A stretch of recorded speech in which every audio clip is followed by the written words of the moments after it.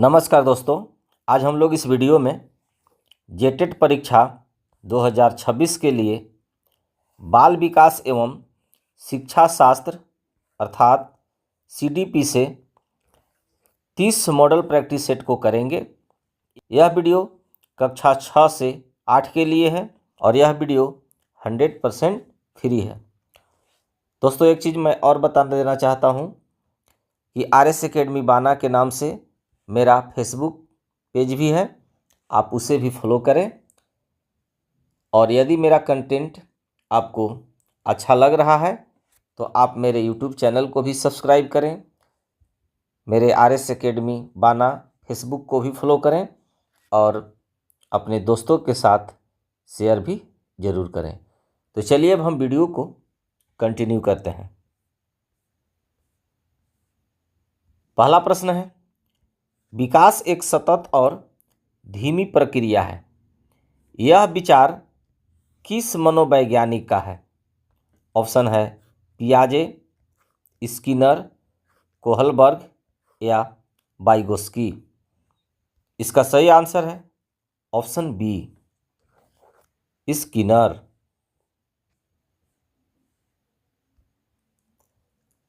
प्रश्न 2 है, NEP 2020 के अनुसार कक्षा 6 से 8 के चरण को किस नाम से जाना जाता है? ऑप्शन है बुनियादी चरण, मध्य चरण, तैयारी चरण या माध्यमिक चरण।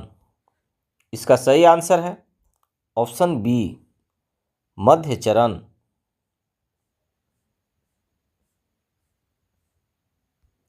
प्रश्न 3 है, बाल विकास के संदर्भ में आनुवांशिकता और पर्यावरण की भूमिका के बारे में क्या सत्य है? ऑप्शन है केवल पर्यावरण महत्वपूर्ण है, दोनों का अंतःक्रियात्मक प्रभाव होता है, केवल आनुवांशिकता निर्धारित करती है या इनमें से कोई नहीं। इसका सही आंसर है ऑप्शन बी, दोनों का अंतःक्रियात्मक प्रभाव होता है।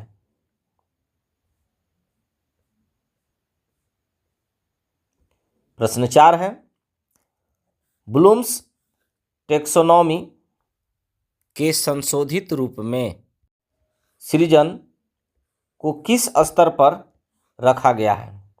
ऑप्शन है सबसे निचला, मध्य, सबसे उच्चतम या दूसरा स्तर। सही आंसर है ऑप्शन सी, सबसे उच्चतम।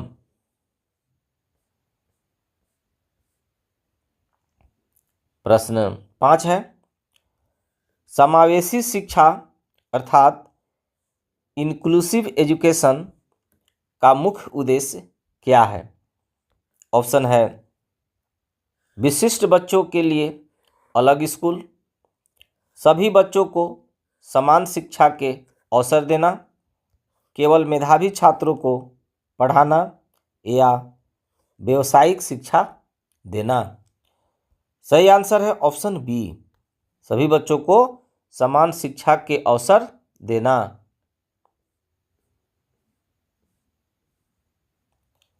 प्रश्न 6 है, NCFSE 2023 के अनुसार शिक्षण अधिगम प्रक्रिया में शिक्षक की भूमिका कैसी होनी चाहिए? ऑप्शन है तानाशाह, उपदेशक, सुगमकर्ता या केवल दर्शक। सही आंसर है ऑप्शन सी, सुगमकर्ता।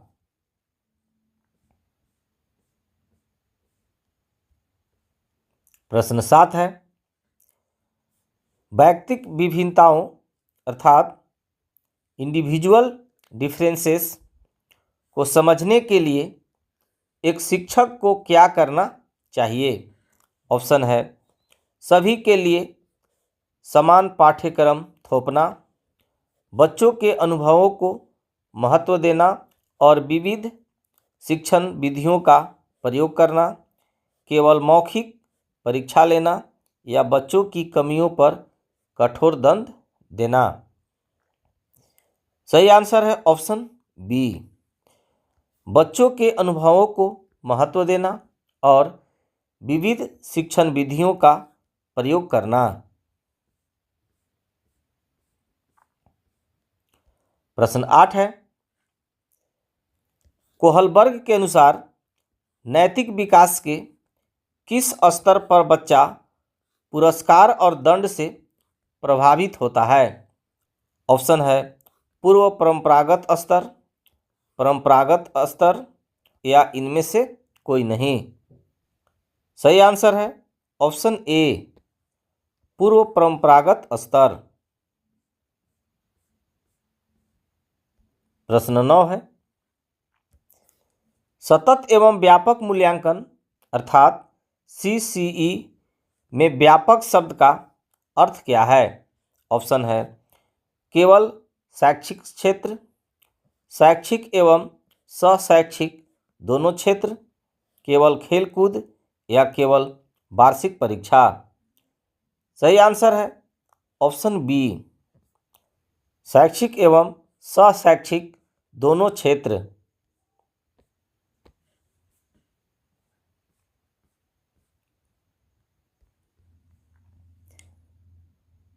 प्रश्न 10 है, बच्चे सक्रिय ज्ञान निर्माता और नन्हे वैज्ञानिक हैं, यह कथन किसका है? ऑप्शन है पाउलो, थॉर्नडाइक, जीन पियाजे या स्किनर। सही आंसर है ऑप्शन सी, जीन पियाजे। प्रश्न 11 है, ICT अर्थात डिजिटल शिक्षा शास्त्र का समावेश अधिगम में क्यों आवश्यक है? ऑप्शन है केवल मनोरंजन के लिए, शिक्षण को अधिक प्रभावी और इंटरैक्टिव बनाने के लिए, शिक्षकों का काम कम करने के लिए या पाठ्य पुस्तकों को हटाने के लिए। सही आंसर है ऑप्शन बी, शिक्षण को अधिक प्रभावी और इंटरैक्टिव बनाने के लिए।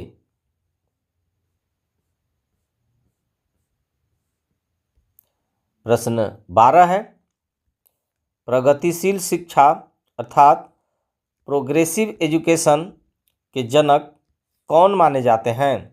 ऑप्शन है जीन पियाजे, जॉन डीवी, रूसो या फ्रोबेल। सही आंसर है ऑप्शन बी, जॉन डीवी। प्रश्न 13 है, NEP 2020 के अनुसार मूल्यांकन का स्वरूप कैसा होना चाहिए?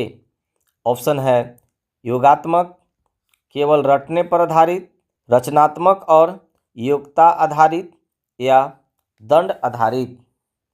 सही आंसर है ऑप्शन सी, रचनात्मक और योग्यता आधारित।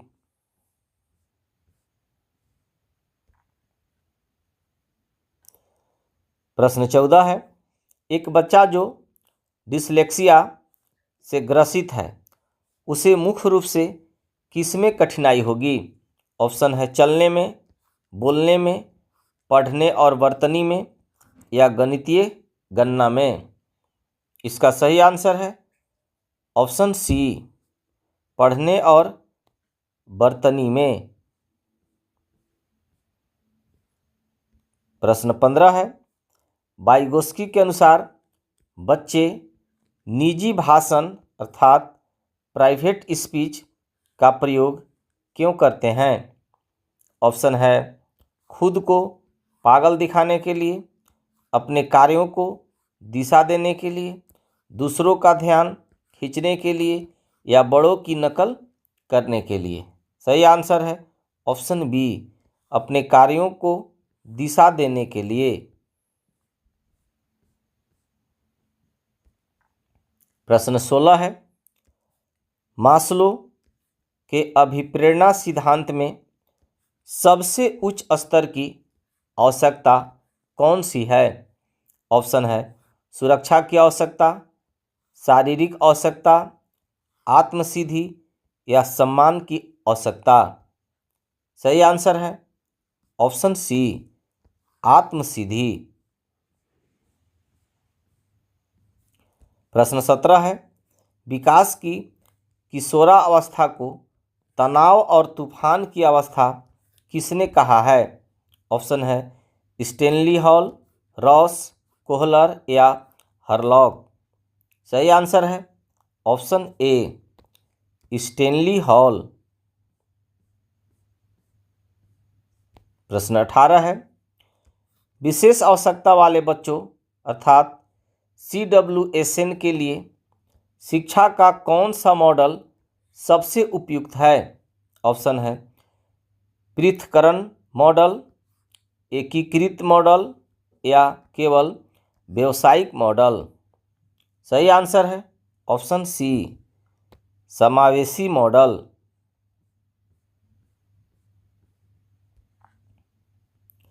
प्रश्न 19 है, ब्लूम्स टेक्सोनॉमी के संज्ञानात्मक पक्ष अर्थात कॉग्निटिव डोमेन का प्रथम स्तर क्या है?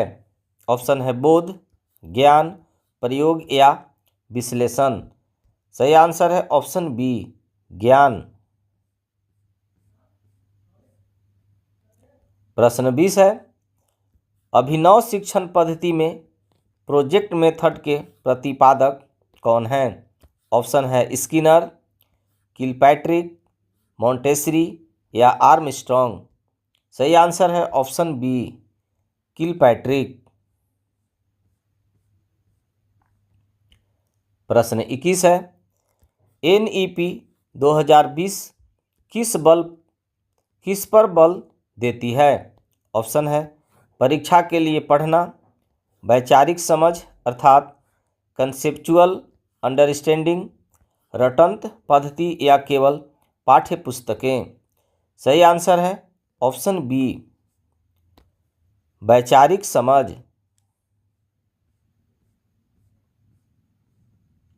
प्रश्न 22 है, सामाजिक सांस्कृतिक विकास का सिद्धांत अर्थात सोशियो कल्चर थ्योरी किसने दिया?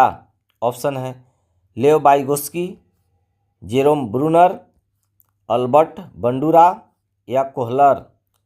सही आंसर है ऑप्शन ए, लेव वाइगोस्की। प्रश्न 23 है, बुद्धि का बहुबुद्धि सिद्धांत अर्थात मल्टीपल इंटेलिजेंस थ्योरी किसने प्रतिपादित किया?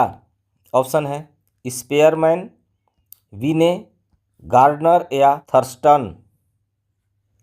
सही आंसर है ऑप्शन सी, गार्डनर। प्रश्न 24 है, बच्चे कैसे सोचते और सीखते हैं, इस संदर्भ में अनुभवजन्य अधिगम अर्थात एक्सपीरियंटल लर्निंग का क्या अर्थ है? ऑप्शन है किताबों से रटना, कार्यों को करके सीखना, दूसरों को देखकर चुप रहना या केवल व्याख्या सुनना। सही आंसर है ऑप्शन बी, कार्यों को करके सीखना। प्रश्न 25 है, समग्र आकलन अर्थात होलिस्टिक असेसमेंट में 360 डिग्री रिपोर्ट कार्ड का क्या मतलब है? ऑप्शन है केवल अंकों का विवरण, छात्र के संज्ञानात्मक, भावनात्मक और मनोगत्यात्मक विकास का विवरण, केवल माता पिता की राय या साल में 360 दिन स्कूल आना। सही आंसर है ऑप्शन बी, छात्र के संज्ञानात्मक, भावनात्मक और मनोगत्यात्मक विकास का विवरण। प्रश्न 26 है, जेंडर क्या है? ऑप्शन है एक जैविक निर्धारण, एक सामाजिक संरचना, एक मनोवैज्ञानिक सत्ता या एक जन्मजात गुण। इसका सही आंसर है ऑप्शन बी, एक सामाजिक संरचना। प्रश्न 27 है, अधिगम का प्रयास और त्रुटि सिद्धांत किसने दिया? ऑप्शन है थॉर्नडाइक, पाउलो, स्किनर या कोहलर। सही आंसर है ऑप्शन ए थॉर्नडाइक। प्रश्न 28 है, डिजिटल शिक्षा शास्त्र के तहत दीक्षा पोर्टल का मुख्य उद्देश्य क्या है? ऑप्शन है केवल छात्रों के खेल के लिए, शिक्षकों और छात्रों के लिए डिजिटल संसाधन उपलब्ध कराना, स्कूल की फीस जमा करना या केवल हाजिरी लगाना। सही आंसर है ऑप्शन बी, शिक्षकों और छात्रों के लिए डिजिटल संसाधन उपलब्ध कराना।